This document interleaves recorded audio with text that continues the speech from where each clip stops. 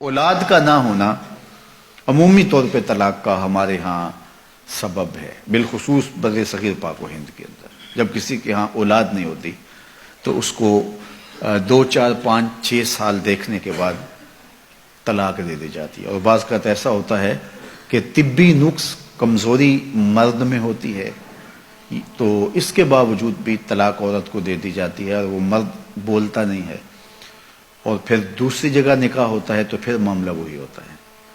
تو عورت بھی اس بات کی اجازت نہیں دیتی کہ اگر اولاد نہیں ہے تو میرا شوہر دوسری شادی کر لے، کیونکہ اولاد کے حصول کی تڑپ یہ مرد کے عورت کے دل میں بڑی کثرت کے ساتھ پائی جاتی ہے۔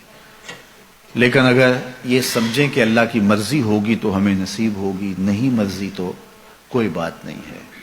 اچھا، ایسا بھی ہوتا ہے کہ اولاد تو ہوئی ہے لیکن اولاد مادینہ ہوئی ہے، اولاد نارینہ نہیں ہوئی، تو اولاد نارینہ نہ ہونے کی وجہ سے بھی طلاق ہو جاتی۔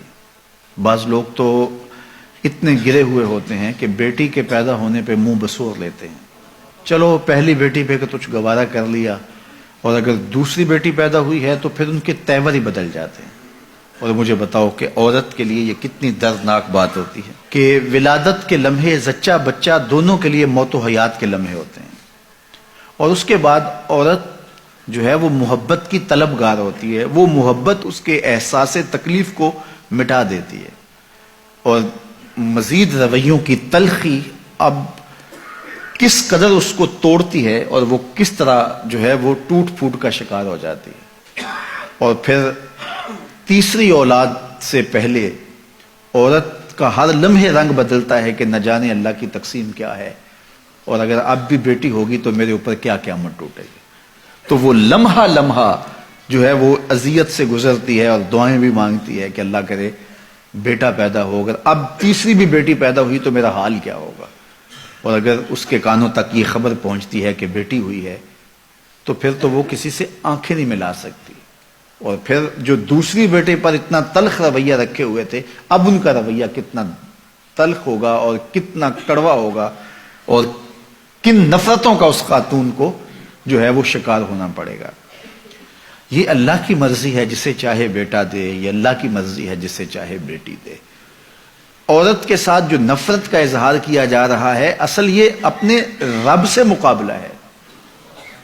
کسی کے ہاں اگر بیٹی پیدا ہوئی تو اس عورت کا قصور کیا ہے؟ ایک ذرے کے برابر بھی اس کا کوئی قصور نہیں ہے،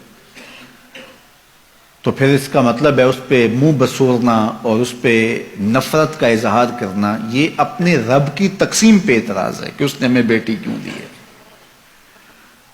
تو اللہ بیٹی عطا کرے پھر بھی راضی ہو جاؤ، اللہ بیٹا عطا کرے پھر بھی راضی ہو جاؤ۔ بیٹی رحمت ہے اور بیٹا اللہ کی نعمت ہے، وہ نعمت نصیب کرے پھر بھی خوش رہو، اس کی رحمت برسے تو پھر بھی خوش رہو۔ اگر بیٹی بری ہوتی اللہ اپنے محبوب کو 4 بیٹیاں عطا نہ کرتا۔ بعض اوقات بیٹی بیٹوں سے بہتر قرار پاتی ہے۔ حضرت حنا نے دعا مانگی کہ اے اللہ مجھے اولاد عطا کر، پھر کیا ہوا کہ جب ولادت کے لمحے قریب آئے تو بیٹا پیدا نہیں ہوا، بیٹی پیدا ہوئی۔ تو اللہ تعالیٰ جل شانہ نے حضرت حنا سے کہا جس طرح کی ہم نے تمہیں بیٹی دی ہے ایسے بیٹے بھی نہیں ہوتے، اور اس کا نام مریم رکھا۔ پھر اسی مریم سلام اللہ علیہا کے بطن سے حضرت عیسیٰ پیدا ہوئے۔ تو تھی بیٹی لیکن دیکھیے اللہ نے مرتبہ کیا دیا۔ تو یہ تو اللہ کو پتہ ہے کہ تمہارے لیے تمہاری آخرت کی ضامنہ بن جائے وہ بیٹی، تمہاری دنیا کی عزت کا سبب بن جائے وہ بیٹی، تمہارے قرار باطن کا سامان بن جائے وہ بیٹی۔ بعض اوقات بیٹوں کی نافرمانی ماں باپ کی ساری عزت خاک میں ملا دیتے ہیں، اور بعض اوقات بیٹیاں انسان کو کہاں سے کہاں اٹھا کے لے جاتی ہیں۔ تو یہ اللہ کی مرضی ہے کہ وہ بیٹا عطا کرے، وہ اللہ کی مرضی ہے کہ وہ بیٹی عطا کرے۔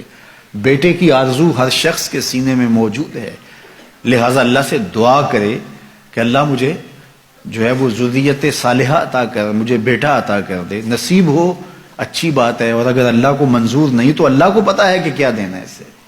ہم نے تو اپنی معلومات، اپنی چاہت، اپنے جذبے اور اپنی خواہش کے مطابق مانگا، اور ہمیں کیا عطا کرنا ہے یہ اللہ جانتا ہے. تو اس نے بیٹی عطا کی یا اس نے بیٹا عطا کیا یہ اس کی مرضی ہے، لیکن بیٹیوں کے مسلسل ہونے کی وجہ سے بہو کو نشانہ بنانا اور اس کی تضحیک کرنا، اس کی تذلیل کرنا اور اس کو تانے دینا، یہ انتہائی گھٹیا لوگوں کا کام ہوتا ہے. یہ اللہ کی مرضی ہے، چاہے بیٹے عطا کرے چاہے وہ بیٹیاں عطا کرے. تو اولاد کے نہ ہونے کی وجہ سے طلاق واقع ہوتی ہے، یہ بھی ایک گھٹیا پن ہے.